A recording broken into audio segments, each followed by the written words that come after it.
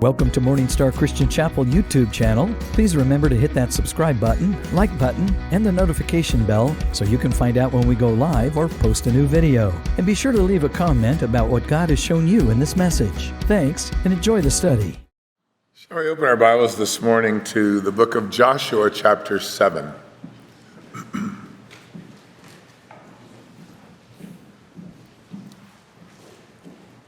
The book of Joshua gives to us a 25-year insight into the movement of God's people, the second generation, coming out of the wilderness, entering the land of promise. Moses has died, and Joshua has been given the reins by the Lord to lead the people in. Not only to give them the land that he had promised them, but to bring judgment upon the people in the land for their years of unwillingness to turn from their idolatrous ways. Back in chapter 7 of Deuteronomy, the Lord had said through Moses to the people, I'm going to give you the land a little at a time. You aren't be able to take it all at once, but the Lord will deliver them into your hands. You will inflict defeat upon all of the kings. You'll destroy their name from under heaven. They won't be able to stand before you, but it's going to take some time. And the book of Joshua covers what amounts to really three large military campaigns that record the defeat of 30-some enemies in the land.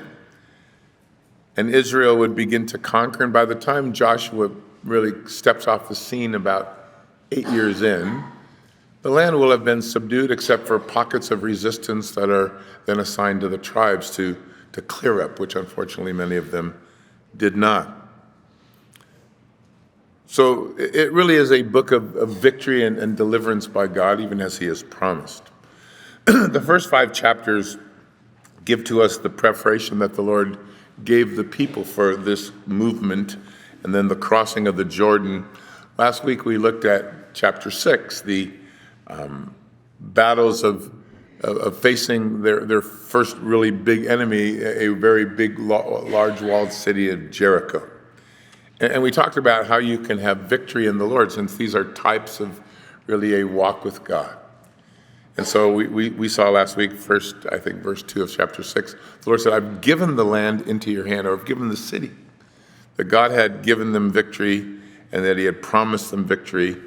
But then they would need to obey his directions. And they were pretty peculiar in the way that they would approach the battle with the city. They would march around it and all and yell on the seventh day. It was well beyond their understanding, but it was a matter of trusting the Lord and doing what he said. He called upon them to worship before the victory came, to shout praises to the Lord before the walls fell down, and ultimately to give credit to the Lord and not to themselves for the victory that they had been given. So on the heel of what had to be the most spectacular, first week in the land ever, we now find chapter 7.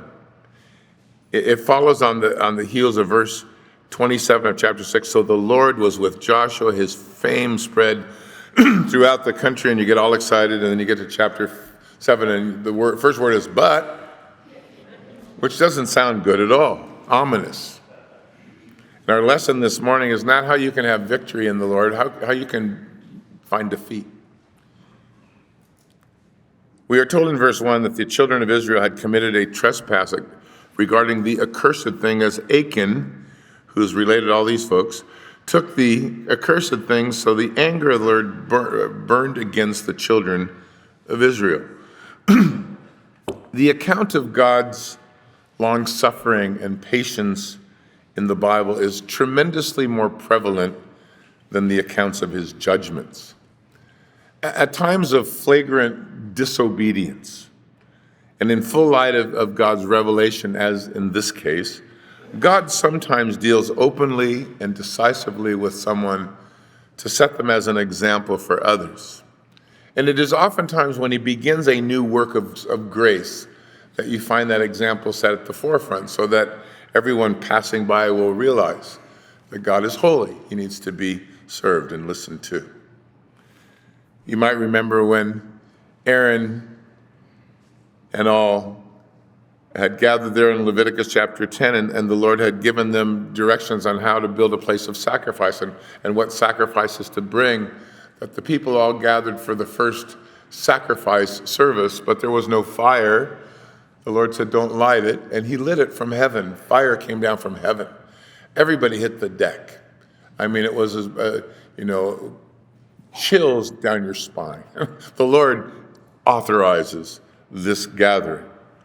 And everybody is on their face except two children of Aaron named Nadab and Abihu.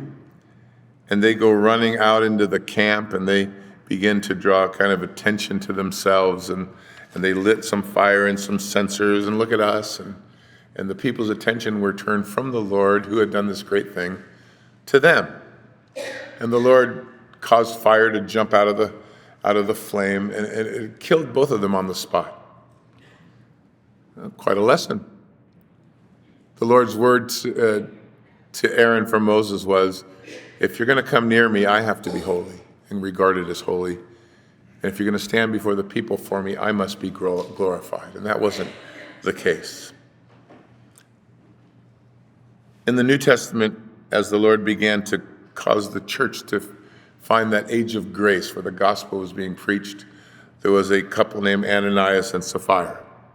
The church had begun to grow. They were a part of the early church. They pretended to be something they were not. They again sought to bring honor to themselves rather than to the Lord. And they both died in the church door. That'll set you off. Where did they die? Both right there. Oh, I'm not coming next week.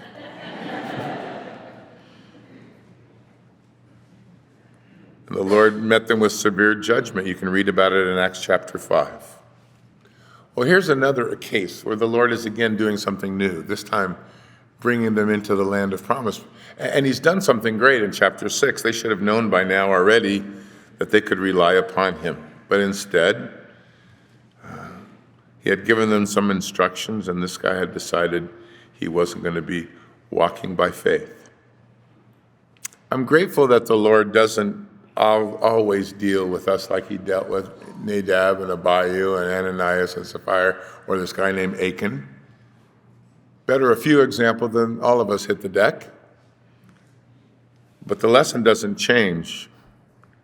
We serve a holy God who looks for obedience, and we survive in front of a holy God by the grace of his Son. Up to now, if you've been reading through the book of Joshua, everything had gone remarkably well. Whatever, I think, apprehension that Israel would have had about God or his tactics or the enemies that they faced would have been laid to rest. He had done everything that he had said he would do. And this new generation, if nothing else, should have walked away from chapter 6 saying, God will do what God says. We're told now something that only God knew, and the rebel, if you will, because when he had sent them in chapter 6, he had said to them, everything that you find there belongs to me. In later battles, you fight, you'll get the spoils, it'll take care of you and your family and the needs of the people and all, but this is my booty, if you will. This all belongs to me. I'm the one that's given you victory. All you had to do is walk around and yell. So don't take it. It belongs to me. And the Lord had, like I said, given clear instructions. I think verse 18 and 19, the last chapter. So they could learn that they were dependent upon the Lord, that he was the one that would give them victory. It is forgetting this simple direction that will defeat the Lord's people here. But I think it does show how quickly temptation to yield to pride and all can set in and be a curse to us.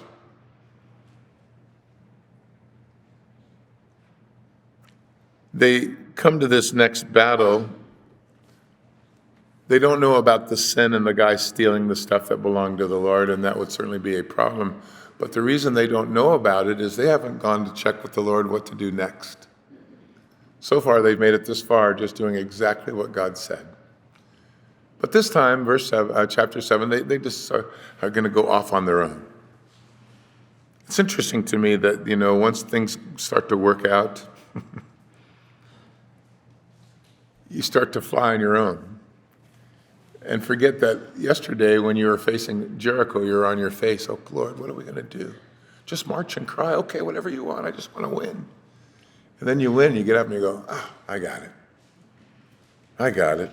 You can't live on yesterday's blessings. So God knew, verse 1. In fact, the word Achan, which is the fellow's name, means troubler.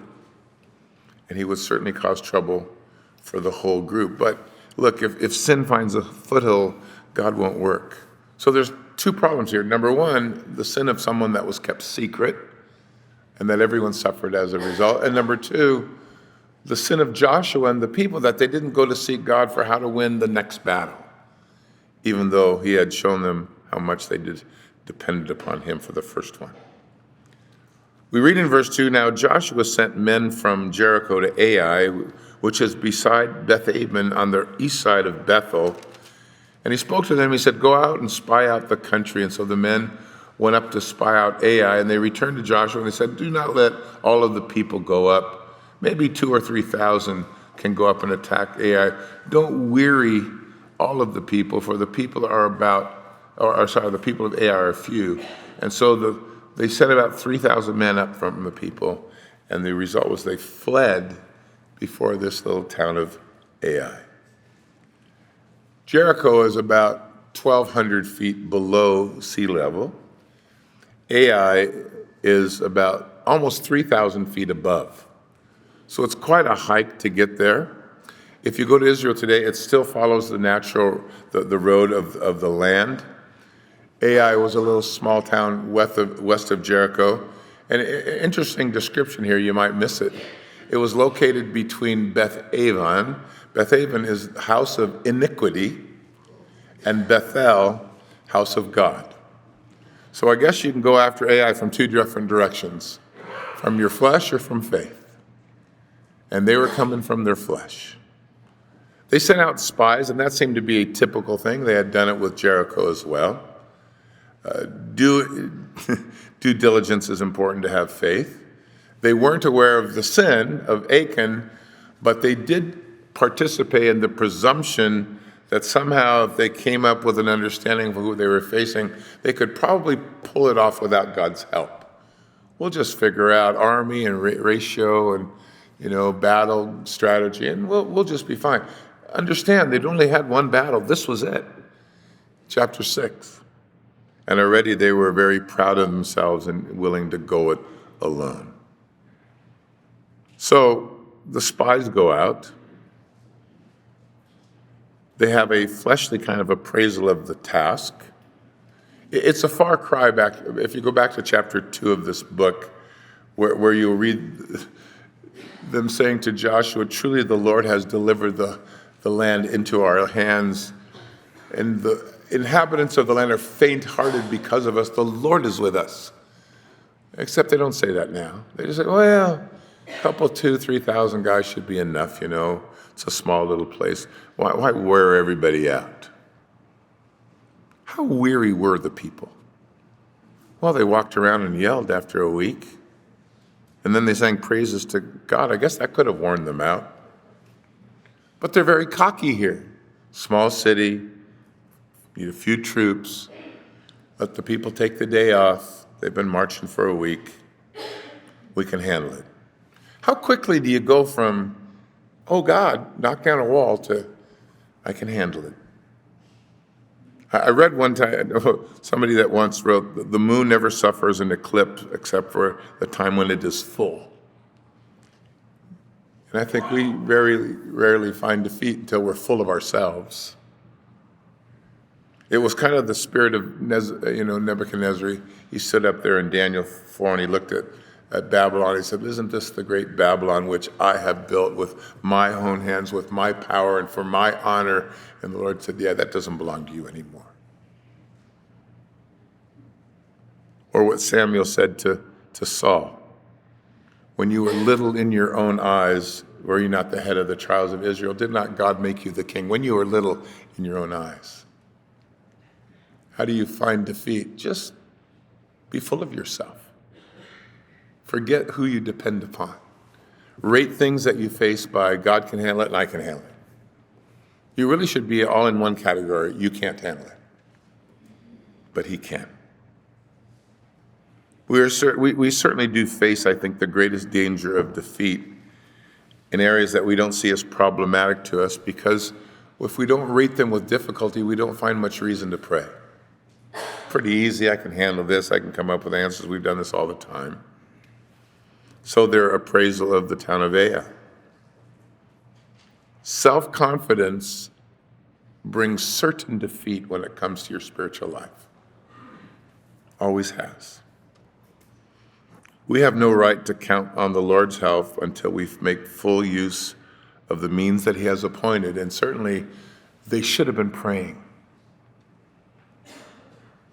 I don't know how they learned in one chapter to stop. When Jesus later on says, "Without me you can do nothing," he meant it. And I think we try real hard to disprove that statement. Well, I'll show you. I can do it without you. But look, my life and yours and the testimonies we have, I think, attest to the accuracy of what Jesus said. This is a fledgling, that's a word, isn't it?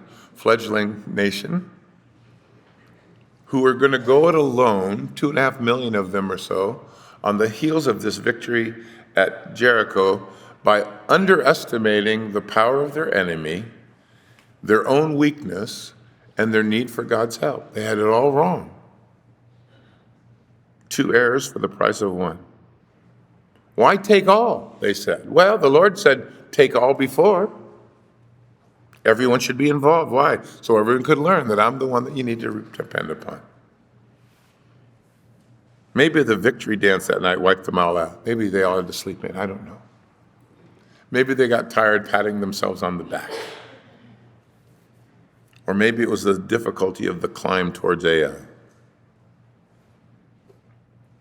You want to be defeated in your spiritual life, never learn how weak you are. Never be willing to say, I am unable, but he is able. How do you fail in your walk with God? Start with this blessing killer. I can do it myself. Though the one root problem, verse 1, granted they didn't know. But had they prayed, they would have been told, because the minute they go to pray, God tells them. So they kind of are lumped together. Had they prayed, had they sought the Lord first, had they looked up, they would have heard about his anger and heard about the stolen things, would have heard about it before they went to battle, would not have been defeated, and would have not had 36 men die in the battle that turned against them. They went from a spiritual high to running with their tail between their legs. It's dangerous. You read at the end of verse 5, their hearts began to melt, and so did the hearts of the people. From great confidence to absolute distress. They had come into a land of promise that was filled with giants to defeat and unscalable walls of cities to overcome. In every one of these battles, there were obstacles that they could not have overcome on their own, but God said, possess the land. And so every step had to be taken with, Lord, how? Sometimes yelling and screaming, sometimes knowing what the enemy was doing as the prophets were sent, sometimes sending 100 this way and 500 that way. God had a plan for every one of them.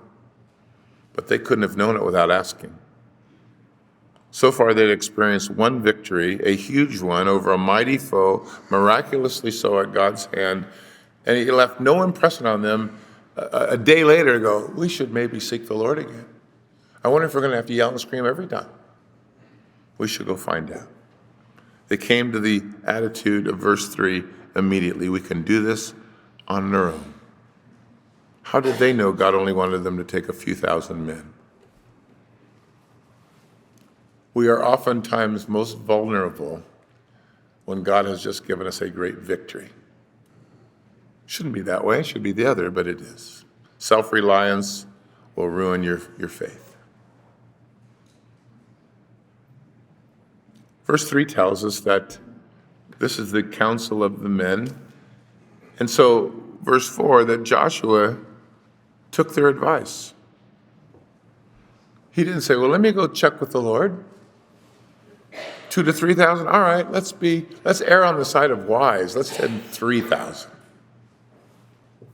A people that were just few. And by the time that day is over, there are men running in dread for their lives. 36 soldiers have died. There is an overwhelming fear in the hearts of the people, and they've just barely gotten into the land of promise. Joshua didn't pray. Joshua agreed with the spies. He joined in their presumptiveness. And by the way, by the time you get to verse 6, he'll be doing all kinds of praying. But by then, the damage is done. You can't box God in and presume he's going to work the same way. You're forsaking the very thing that God gives you access to his throne.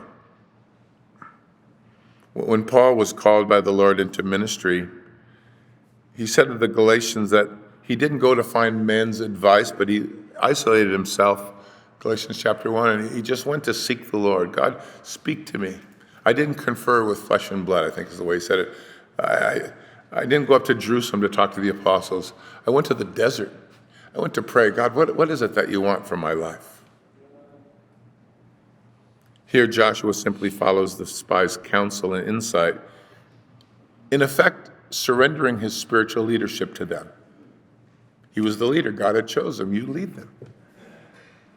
And they said, well, a couple of thousand. He goes, all right, whatever you guys think. He acquiesced to their words. Note from verse 4 that to not seek the Lord is to find yourself running from your enemy and soon being overwhelmed by his wickedness. Even the smallest of cities, change the words to my smallest problem. It's a far cry what Paul would later write to the Ephesians. You take up the whole armor of God that you might be able to stand against the wiles of the devil. And having done all, you're still standing. Without the Lord's help, the world will defeat you, every problem, big or small. It's amazing watching over the years people in the church, they will pray with great urgency when trouble is at hand. 25 prayer slips every day. Pray. When the problem goes away, so do they.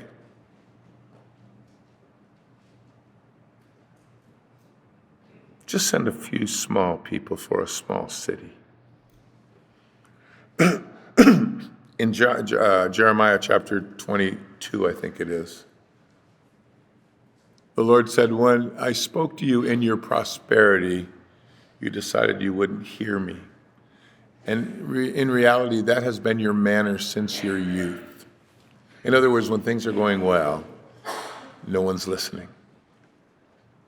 We just knocked off Jericho. We're getting jackets, man. Knocked off Jericho. We're getting victory hats. What's the next guy? Oh, a little small town, just in the way. Just, you guys rest, sleep in, we'll get it. Yeah, you'll get it, all right. The carnal advice of the men was, we can handle it with 2,000 or 3,000 men. Now, if you've read ahead or have read the story, in chapter 8, we are told that Ai had about 12,000 residents.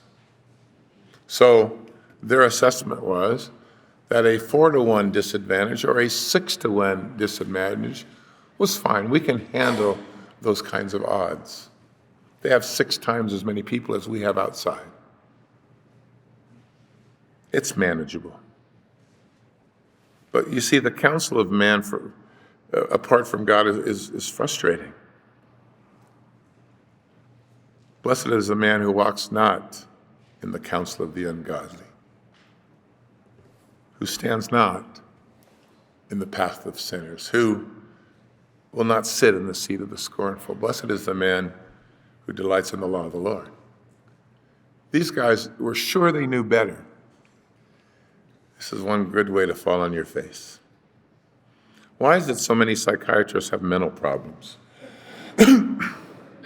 Or marriage counselors get divorced? Or doctors end up strung out on drugs, or financial planners are broke? Yeah, the counsel of men. We would rather have the counsel of God. Why not turn to the Lord first at every turn, small or great? Why not just develop a habit that says I'm dependent, and it's a genuine dependence, and I don't want to do this on my own? Joshua consulted with the spies and not with the commander of the army. Sometimes I guess we think that the answer is so obvious we don't need to pray about it. But prayer should be your first resort, not your last. In fact, if you look down to verse 10, the Lord will say to Joshua, "Get up off your face."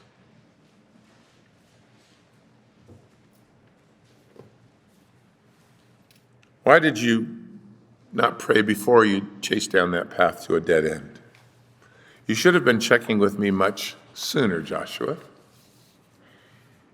You can certainly save a lot of turmoil if you'll do that.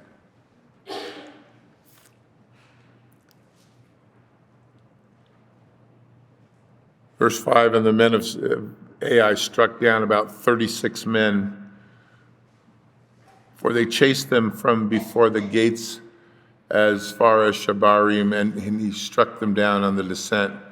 Therefore the hearts of the people melted, and they became like water.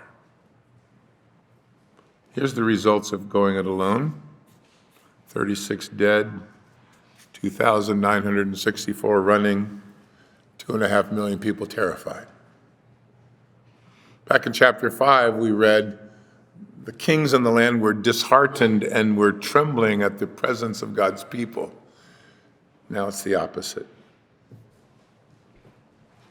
And Joshua, verse 6, tore his clothes. He fell to the earth on his face before the ark of the Lord until evening, spent the day on his face, he and the elders of Israel, and they put dust on their heads. They should have been there all along. And Joshua said, "Alas, Lord God, why have you brought this people over the Jordan at all? To deliver us into the hands of the Amorites to destroy us? Oh, that we had been content to dwell on the other side of the Jordan. Oh Lord, what shall I say when Israel turns its back on it before its enemies?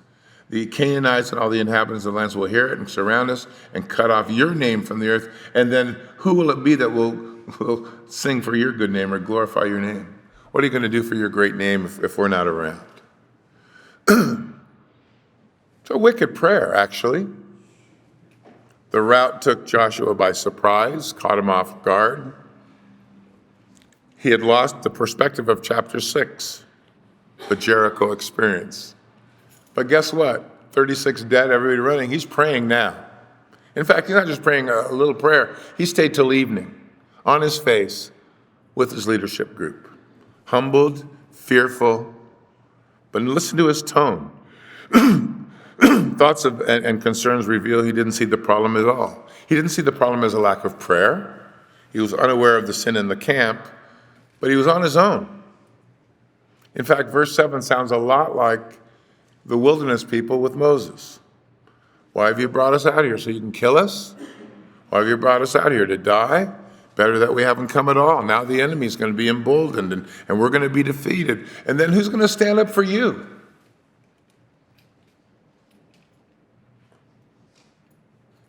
You see, the problem of praying too late is it's too late. In verse 8 and 9, Joshua goes almost as far as blaming God because he sees no other reason for their difficulty. Well, talk to the Lord, he'll talk to you. So the Lord in verse 10 says to him, "Get up. Why do you thus lie on your face? Israel has sinned. They've transgressed my covenant, which I commanded them. They've even taken some of the accursed things, have stolen and deceived, and they've put it amongst their own stuff." Look how quickly the Lord responds when you're willing to pray. "I can't be with you in this. Sin had broken the covenant." You have set our iniquities before us, our secret sins in light of your countenance. We read that this morning in Psalm 90. I like the Lord's words to Joshua, get up, man, get off your face. There is a problem, and it isn't me. Why didn't you pray earlier? You want to really go back over the Jordan the other way? What's wrong with you, Joshua? They're unable to stand before their enemies. They've been doomed for destruction. And I can't help you because sin continues to run in your midst. Sin dooms you. What's the solution then, Lord? Get rid of the sin. No matter how you conceal it, God's not in the dark. He'll see it. And the Lord begins to point out, beginning in verse 13, the step that they would take to reveal who this person was that had brought God's unwillingness to help. Verse 13, you sanctify yourself. Check out your own heart. Tomorrow is the day of reckoning. And what's interesting to me is Achan was given a time to repent. I know what's going on. Here's what the deal is. Tomorrow we reveal it. And Achan went, yeah. What are the odds of him finding out I'm 1 in 2.5 million? I'll take my chances. Odd guy. His assessment proved to be wrong. We won't read all of the verses this morning. You can read them on your own. But needless to say, the Lord in the morning had them begin to cast lots. Cast lots for the for the tribe, then for the clan, then for the family, then for the household, and then the individual. Tribe of Judah, family of the Zarhites, Zabzi's family, Achan. No admission of guilt, no stepping forward. The guy just held on to his position. In verse 20, Achan finally speaks up and says, indeed, I've sinned against the Lord and done what I've done. And then he said in verse 21, I saw the spoils, a beautiful Babylonian garment, 200 shekels of silver, a wedge of gold that weighed 50 shekels. I coveted them, I took them, hid them in the earth in the midst of my tent with the silver under it. Sin's progress. I saw, I coveted, I took, I hid.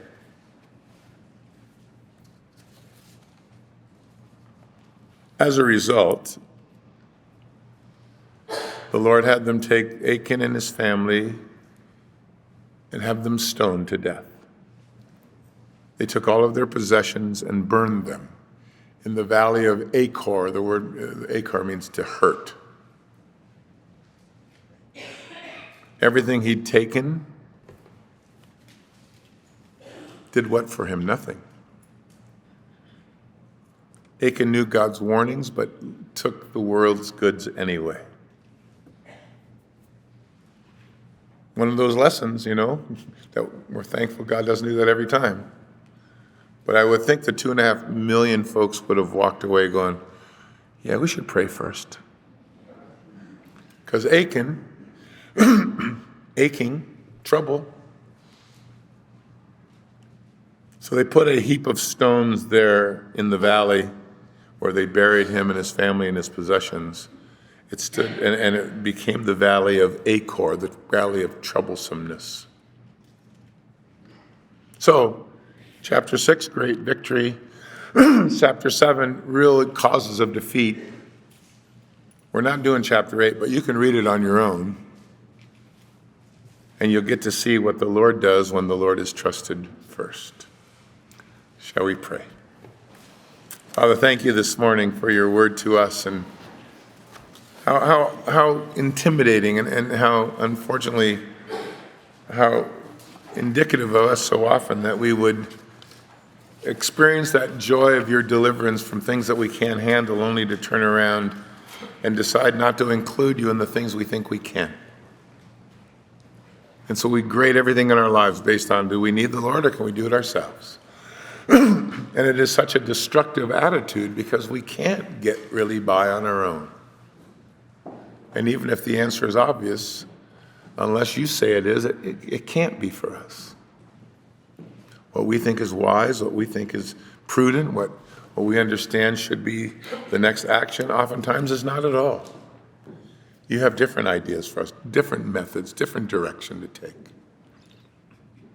And so as we watch this nation that you've chosen go forward to be both a hammer to those who needed judgment and would face it with God through the hand of his people, and then it is a blessing to the people that would walk with you. Teach us, Lord, and show us where often our defeats lie.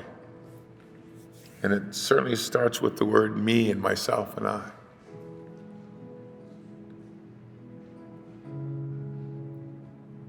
Bring us often, Lord, before you. May we be children in faith, looking to our Father, so that he might direct our steps, show us the way, enable our standing.